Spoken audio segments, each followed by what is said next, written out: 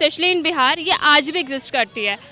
दूसरे states like Delhi, Bangalore, Mumbai, वहाँ पे ये सब एग्जिस्ट ही नहीं करती। वहाँ के लोग बहुत ही प्रोग्रेसिव माइंडसेट के लोग होते हैं, बट यहाँ सरकारी नौकरी, dowry system is on its peak.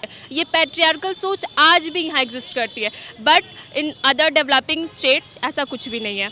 But यहाँ पे आज भी ये चीज़ एग्जिस्ट करती है। मैंने भी देखा है, अपने आस पड़ोस के लोगों को मैंने फील किया, मैंने देखा है। और बहुत सादा ही सच है ये बात, क्योंकि सबको इस चीज़ से फेस करना पड़ता है, चाहे वो कितनी भी अमीर लड़की क्यों ना हो, अमीर बाप की बेटी हो, लेकिन उसको भी दहेज देना ही पड़ता है। जो मांगते हैं ना, उनसे पहले दहेज देने वाले को ना देना बंद करना पड़ेगा। अगर वो देंगे नहीं तो वो मांगेंगे नहीं।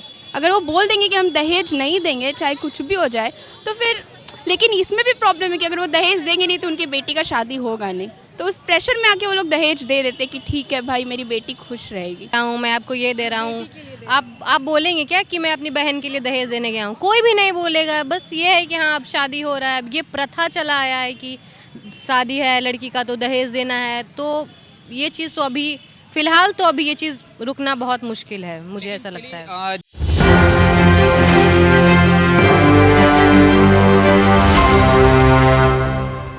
जी नमस्कार, आप देख रहे हैं न्यूज़ 24। मैं वे सिंह अभी मौजूद हूँ पटना वुमेंस कॉलेज के पास। जैसा कि आप सभी को पता है कि बिहार में चुनावी माहौल कितनी गर्मियों पर है, क्योंकि कल हुआ था फ्लोर टेस्ट जिसमें नीतीश कुमार जी फिर से पास हो चुके हैं और कहीं ना कहीं अभी एनडीए की सरकार बिहार में बनी हुई है।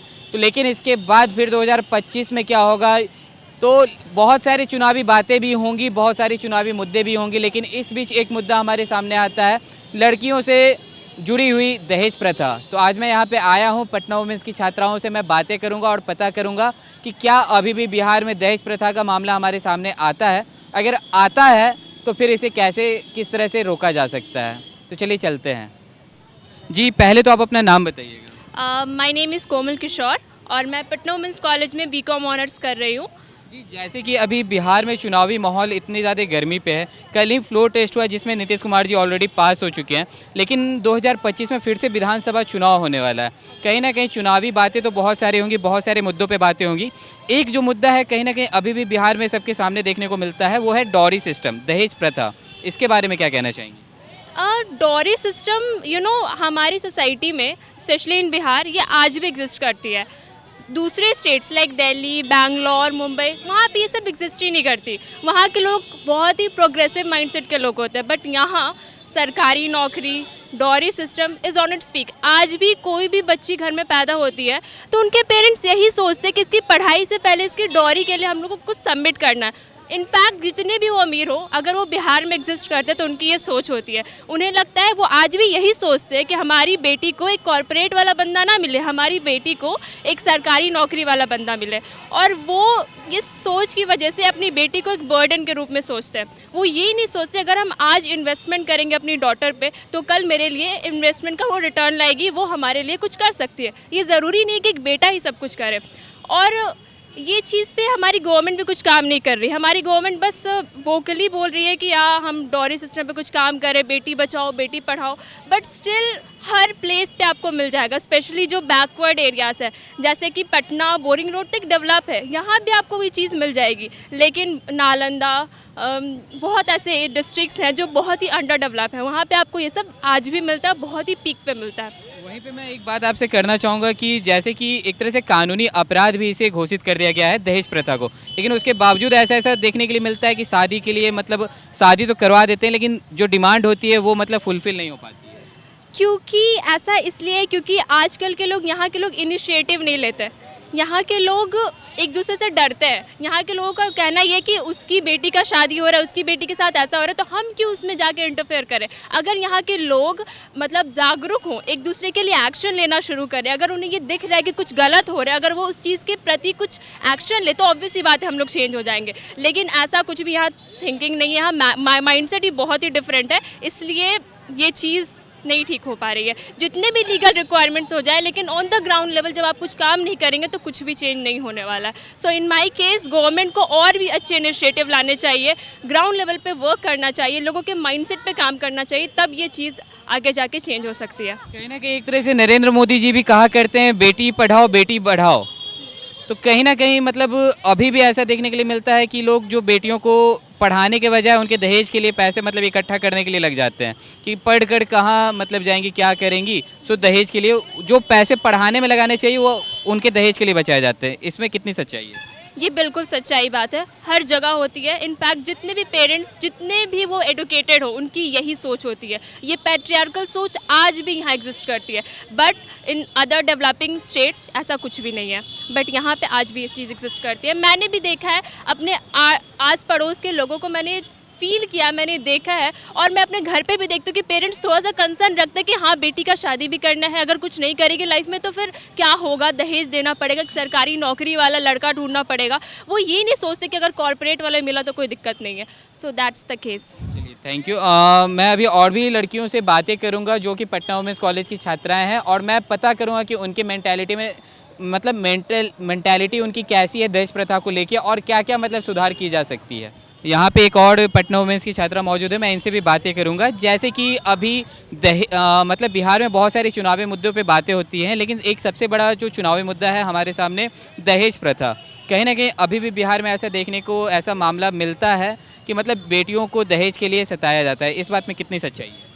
बहुत ज़्यादा ही सच है ये बात, क्योंकि सबको इस चीज़ से फेस करना पड़ता है, चाहे वो कितने ही भी अमीर लड़की क्यों ना हो, अमीर बाप की बेटी हो, लेकिन उसको भी दहेज देना ही पड़ता है। ये एकदम क्रूअल ट्रूथ है इस सोसाइटी का कि दहेज के बिना शादी नहीं हो सकता, और अच्छे घर में तो बिल्कुल नहीं हो सकता, कैसे भी हो, लेकिन आपको दहेज तो देना ही पड़ेगा।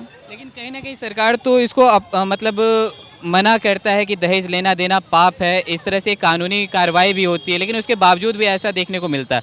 मान लीजिए कि यहाँ शहर में भी होता है और गांव में भी होता है, लेकिन एजुकेटेड फैमिली होने के बावजूद भी वो लोग का ऐसा मेंटालिटी होता है कि मतलब बच्ची को पढ़ाने के बजाय उसके दहेज के लिए पैसे इकट्ठे करते हैं। इस बात में कितनी सच्चाई है? तो गवर्नमेंट का जो भी है वो सारा ऑन पेपर है, अंडर द टेबल जो होता है ना, वो लोग दहेज देते हैं इन फॉर्म ऑफ गिफ्ट्स कि हम अपनी बेटी को ही दे रहे हैं, और जो मांगने वाले होते हैं वो ये बोल के मांगते हैं कि अरे आप तो अपनी बेटी को ही ना दे रहे हैं, मुझे कुछ नहीं दे रहे हैं, आप अपनी बेटी को खुश देखना चाहते हो तो आप ये दीजिए वो दीजिए, वो खुश रहेगी।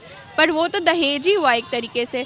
और एजुकेटेड फैमिली हो या कुछ भी हो, आप पहले भी देखिएगा तो वो लोग भी दहेज दे के अपना शादी हुआ होगा उनका भी, तो वो यही मेंटालिटी रहता है कि उनको भी दहेज लेना पड़ेगा या देना पड़ेगा तभी हम शादी करेंगे या ऐसा। कहीं ना कहीं ऐसा भी देखा जाता है कि जो मतलब सरकारी, अगर गवर्नमेंट जॉब वाला अगर लड़का है तो उसकी डिमांडें भी हाई होती है। इसके बारे में क्या कहना चाहिए? तो आप ये सोचिए कि वो गवर्नमेंट जॉब करता है और वो लड़का आपको ये बोलता है कि हमको दहेज चाहिए, और वो भी ये नहीं कि 1 लाख 2 लाख 10 लाख 15 लाख, समटाइम्स तो 1 करोड़ होता है ऐसा। तो वो उस लड़के और उसके फैमिली की गलती कि वो आपसे दहेज मांग रहे हैं, क्योंकि आप उस स्टेटस पे हैं कि आपको दहेज का कोई ज़रूरत नहीं है। आप एक लड़की को ऐसे ही खुश रख सकते हैं, बिना कोई दहेज के आप शादी कर सकते हैं, पर वो करेंगे नहीं ऐसा। तो यहाँ पे और क्या मतलब किस तरह से इस पर रोक लगाने की कोशिश की जा सकती है? किस तरह से? दहेज जो मांगते हैं ना, उनसे पहले दहेज देने वाले को ना देना बंद करना पड़ेगा। अगर वो देंगे नहीं तो वो मांगेंगे नहीं। अगर वो बोल देंगे कि हम दहेज नहीं देंगे चाहे कुछ भी हो जाए तो फिर, लेकिन इसमें भी प्रॉब्लम है कि अगर वो दहेज देंगे नहीं तो उनकी बेटी का शादी होगा नहीं, तो उस प्रेशर में आके वो लोग दहेज दे देते कि ठीक है भाई मेरी बेटी खुश रहेगी। लेकिन प्रॉब्लम ये है कि दहेज देने वाले को मना करना पड़ेगा, तब दहेज का वो जो सिस्टम है ना, डाउरी सिस्टम, वो घटेगा, कमेगा धीरे धीरे। वो भी एकदम कोई हार्ड एंड फास्ट रूल नहीं है कि एकदम तुरंत हो जाएगा, लेकिन हो जाएगा अगर वो देना बंद कर देंगे तो। यहाँ गलती किसकी है? सरकार की गलती है या फिर जो दहेज लेन देन करते हैं उनकी गलती है? दोनों की है इक्वली। सरकार भी बस रूल बना के छोड़ दिया ना, कुछ ऐसा कर तो नहीं रही है, या कुछ ऐसा रिसर्च भी नहीं हो रहा है कि हाँ कितना क्या है, कौन दहेज दे रहे या ले रहे हैं, कुछ ऐसा है नहीं। तो दोनों की गलती है, वो लोग दे भी रहे हैं और सरकार को पता है कि ऐसा होता है पर वो कुछ कर नहीं रहे हैं। तो इसमें और भी जागरूकता फैलाने की कोशिश करनी हाँ चाहिए। बिल्कुल करनी चाहिए। हर चीज़ पे रूल्स है, हर चीज़ पे इतना स्ट्रिक्ट किया हुआ है। अगर आप रोड को लेके देख लीजिए, इतना स्ट्रिक्ट है कि अगर आप हेलमेट पहन के नहीं जा रहे तो आपको तुरंत फाइन हो जाता है। तो अगर कोई ऐसा एजुकेटेड इंसान गवर्नमेंट जॉब करने वाला जॉब ले रहा है तो उस पर क्यों नहीं, उसका भी तो आप जॉब सीज कर लीजिए ना उसको। फिर अगर आप ले रहे हैं तो फिर आपकी गलती है, गवर्नमेंट को करना चाहिए ऐसा कुछ। तो यहाँ पे और भी छात्राएं मौजूद हैं, मैं उनसे भी बातें करूँगा। जी, तो यहाँ पे और भी छात्राएं मौजूद हैं, मैं इनसे भी बातें करूंगा कि देखिए बिहार में बहुत ही अभी चुनावी माहौल जो है गर्मी पर है। कल ही नीतीश कुमार जी फ्लोर टेस्ट में भी पास हो चुके हैं, और ठीक अगर 2025 की बात की जाए तो विधानसभा चुनाव होने को है। उस बीच बहुत सारे मुद्दों पे बातें होंगी, लेकिन एक जो मुद्दा है इस पर किसी को ध्यान है या नहीं है, इसके बारे में मैं अभी आपसे बातें करूँगा, क्योंकि दहेज प्रथा कहीं ना कहीं अभी बिहार में बहुत सारे जगहों पर देखा जाता है कि दहेज अभी भी लेन देन का मामला है। इस बात में कितनी सच्चाई है? देखिए, बिहार में अभी जैसा जहाँ से मैं हूँ वहाँ से मैं आपको बता रही हूँ कि जो अभी यूथ एजुकेटेड हो रहे हैं, मोस्ट ऑफ देम चाह रहे हैं कि दहेज ना लूँ, बट जो कि उनके मम्मी पापा हैं, दादा दादी हैं, कहीं ना कहीं वो फोर्स कर रहे हैं कि नहीं लेना चाहिए। तो ये धीरे धीरे एजुकेशन के साथ ही ये चीज़ बदलेगा। अचानक से तो सरकार भी अगर चाह लेगी तो फिर हर एक इंसान का माइंडसेट नहीं बदल सकते हो ना, तो इसके लिए फिर आपको बहुत थोड़ा और 10 साल बाद आप इसका फ्यूचर देख सकते हैं। 10 साल बाद बहुत हद तक ये कम हो जाएगा, लेकिन अभी थोड़ा ये एजुकेशन के लैक के कारण ये थोड़ा ये सब हो रहा है। अभी कहीं ना कहीं अभी ऐसा भी देखा जाता है कि सरकार की तरफ से तो ऐसा घोषणा भी कर दी गई है कि दहेज लेना पाप है, उसके लिए दंडनीय अपराध भी मतलब किया गया, लेकिन उसके बावजूद अभी भी दहेज लेन देन की प्रक्रिया मतलब स्टार्ट है। तो पाप है, अपराध है, तो बताइए कौन कंप्लेन करने जाएगा? आप बोलता नहीं है कि हम दहेज जी। दे रहे हैं, लोग बोलते हैं एज अ गिफ्ट हम दे रहे हैं उनको। वो ये नहीं कहता कि हम अपने दामाद को दहेज दे रहे हैं, लोग बोलते हैं मैं खुशी से दे रहा हूँ उसको। तो फिर ये कहाँ से फिर दंडनीय हुआ उनके लिए? गिफ्ट हो गया आजकल की, चलो मैं आपको कार दे रहा हूँ, मैं आपको ये दे रहा हूँ।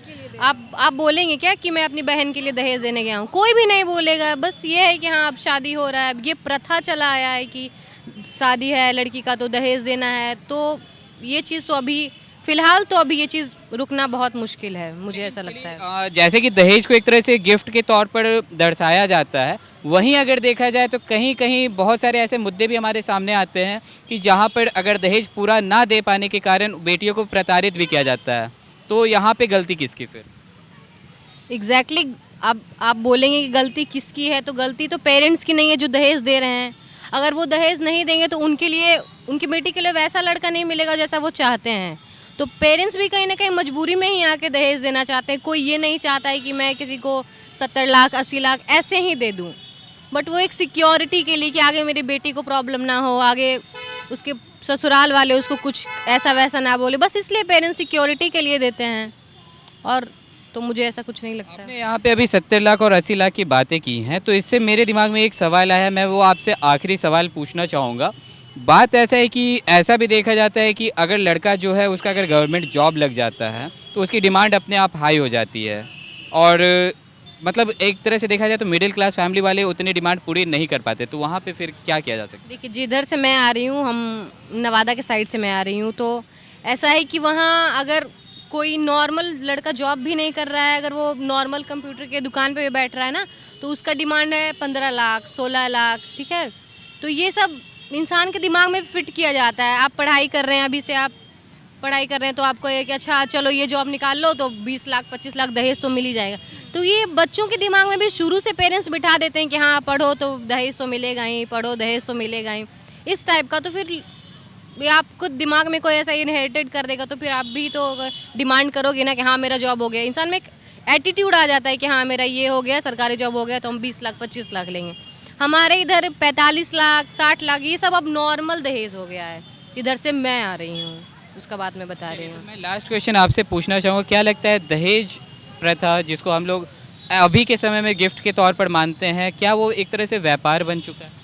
हाँ एग्जैक्टली व्यापार बन चुका है। अगर आप शादी करो तो आप ये सोच के कर रहे हो बेटी का शादी करना है, 20 लाख तो दहेज देना है, उसके बाद सारे एक्सपेंसेस देखने हैं आपको, तो ऑब्वियसली ये व्यापार बन गया। आपको शादी, अगर आप लड़के हो आपको शादी करनी तो ये सोच के करते हो कि हाँ तिलक तो मुझे इतना मिलेगा, उसके बाद मैं अपना पैसा लगाऊंगा। This is a kind of business बन चुका है ये। जी, तो जैसा कि अभी आपने सुना, यहाँ पटना वुमेंस कॉलेज की छात्राओं का कहना है कि कहीं ना कहीं अभी भी जो दहेज है वो दहेज की जगह गिफ्ट के तौर पर हमें अभी भी देखने को मिलता है। तो ये कहीं ना कहीं कमी जो है, अभी जागरूकता की कमी है। सरकार को भी और भी प्रयास करनी चाहिए कि जागरूकता जो है दहेज लेने और देने वाले के प्रति एक कड़ा कानून बनाना चाहिए, जिसके कारण इस चीज़ पर रोक लग सके। तो और भी ऐसे तमाम खबरें देखते रहने के लिए आप देखते रहे एक न्यूज़ 24। मैं वेसिंग सहयोगी करण के साथ, पटना।